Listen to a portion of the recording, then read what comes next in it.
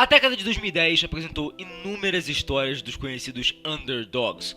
Underdogs são os azarões, os times que ninguém dá a chance de causar qualquer impacto em suas respectivas competições. E uma das maiores histórias desses tipos de times foi a famosa seleção da Islândia, que chocou o mundo na Eurocopa na França em 2016, quando chegou aos últimos 8 times da competição internacional, ao mesmo tempo produzindo excelentes performances com jogadores que ganharam renomes após o torneio. Enfim, essa história vai apresentar uma seleção de um país que consiste em uma população de 300 mil pessoas. Para você ter uma noção e uma ideia de como isso é pouco para uma população de um país, Porto Alegre tem 4 vezes mais população.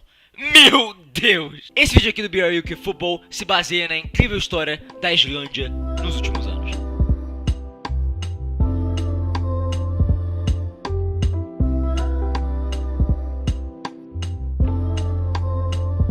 Ao redor dos anos de 2015, a Islândia era vista como uma seleção consistente de um dos jogadores nas grandes ligas europeias, como o meio-atacante Gylfi Sigurðsson do Swansea City na Premier League. Mas o resto do elenco era um mar de desconhecidos e irrelevantes para o futebol europeu. Digamos que ela era uma seleção lembrada do mesmo patamar que países como Macedônia, Gibraltar e Israel, sempre com um jogador nas ligas grandes, mas o resto invisível e irrelevante, resultando em uma seleção no submundo do ranking da FIFA, apenas em competições europeias com o intuito de participação, e vamos dizer, dar pontos de graças para os gigantes europeus como França, Alemanha e Espanha. Tudo iria mudar no incrível ano de 2016, quando a Islândia iria se classificar para a Eurocopa na França. E digamos que isso foi uma significante surpresa, né? Afinal, seleções como a Holanda, que tinha Arjen Robben, Memphis Depay, não se classificaram para a competição. Ela foi sorteada em um grupo baseado de Portugal, que ganharia a competição naquele ano, Hungria e Áustria. A primeira partida dos islandeses era justamente contra Cristiano Ronaldo e Portugal. É bom referenciar aquela época específica, porque na minha opinião, aquela versão do CR7 estava no auge da carreira, ganhando a Champions League daquele ano, fazendo gol contra tudo que é time. Fora que Portugal tinha jogadores como João Moutinho, Rui Patrício, Nani, jogadores renomados historicamente até no presente e no passado do esporte. O fato é que a seleção desconhecida conseguiu empatar de 1-1 contra Portugal. Foi impressionante e um marco na história da seleção islandesa. O que seguiu essa partida foi um empate contra a Hungria, tendo um gol contra envolvido. A essa altura, a Islândia era a segunda colocada de seu grupo, 2 pontos atrás da Hungria, equiparado com Portugal e 1 ponto à frente da Áustria. Na última rodada da fase de grupos, uma partida crucial contra a lanterna do grupo Áustria, via a Islândia ter 100% de acesso para o mata-mata caso vencesse os austríacos. E uma vitória de 2-1 no finalzinho do jogo trouxe alegria para os islandeses, terminando em segundo do grupo, juntamente com a Hungria, em 5 pontos e 2 pontos à frente de Portugal. Porém, a Islândia já teve o que falar e impressionou o suficiente, né? Agora é mais ou menos a hora das seleções pequenas serem eliminadas nas oitavas de final. E esse seria o momento mais icônico da história do futebol islandês e um dos maiores da atualidade global. A Islândia, com seu time desconhecido no cenário mundial, surpreende todas as expectativas e ganha de virada por 2-1 contra a Inglaterra de Roy Hodgson. Em seguida da vitória, vocês até já sabem muito bem o que aconteceu, provavelmente um dos melhores momentos da história de qualquer esporte no planeta. Após a vitória, a comemoração dos jogadores islandeses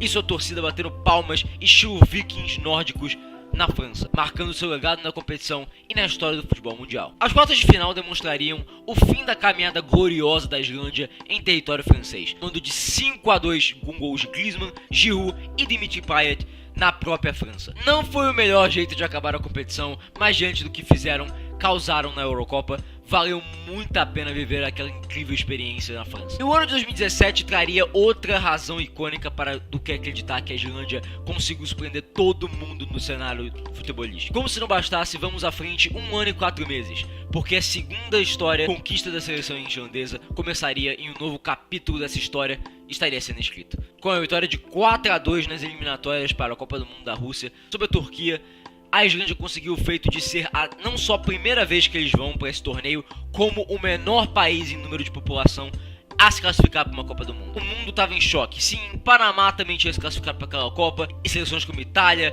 Holanda estariam fora, mas mesmo assim, Islândia indo para a Copa do Mundo, alguma coisa não está certa. Vindo de uma competição incrível da Eurocopa de 2016, eles continuaram esse conto de fadas com uma aparição na maior competição de futebol do planeta, a Copa do Mundo. A Islândia foi sorteada em um grupo que consistente de Croácia, que chegaria na final do torneio, a Argentina de Lionel Messi, que chegou na final da Copa do Mundo passada, e a Nigéria. E esse não foi o melhor torneio comparado com o último. A Islândia primeiro terminaria em último lugar do grupo, com um solidário ponto no perdido para Nigéria, 2 gols de Ahmed Musa, e no finalzinho contra a Croácia, com Ivan Perisic fazendo gol no finalzinho, ganhando o jogo para os croatas. Porém, houve outro choque na primeira partida da Copa do Mundo. Assim como fizeram com Portugal 2 anos atrás, o de Cristiano Ronaldo, um empate de 1-1 contra a Argentina de Lionel Messi, com direito ao mesmo perder no pênalti, foi considerado um dos grandes choques da competição e, de novo, um semblante do que a Islândia veio fazendo na última década. Considerando que essa mesma seleção, em 2010, numas eliminatórias de Copa do Mundo para a África do Sul, ia terminando em último de um grupo consistente de Escócia e Macedônia, o que eles fizeram nesses últimos 5 anos é passando de qualquer limite do futebol. E ainda especificamente falando sobre alguns jogadores da Islândia, o próprio Gylfi Sigurðsson, basicamente a estrela do time, já estava no Swansea City e foi para o Everton por, deixa eu te falar esse valor, 50 milhões de libras. Disparado o jogador mais caro da história da Islândia e também um dos mais caros da história da Premier League. Além disso, o atacante islandês Finn Bogason, que hoje está no Augsburg e é praticamente o talismã do clube alemão. Tais outros como Gunnarsson, Kolbeinn Siborgsson e Johan Bergmonsen.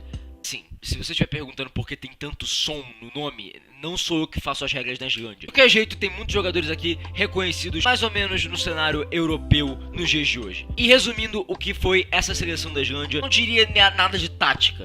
Porque o que aconteceu, eu não acho que foi um resultado tão grande, fatorizado com táticas de técnicos envolvidos com seleções naturais e individuais de certos jogadores. Teve uma porcentagem que sim, foi isso que aconteceu contra a Inglaterra, por exemplo, ou na Copa do Mundo para ir para a Rússia 2018. Mas a maioria que a gente deve se lembrar é que foi uma história de um azarão. Assim como inúmeros azarões na história do futebol, foi aquele ano em que as estrelas se alinharam e o cu tava de frente para a lua em 90 graus.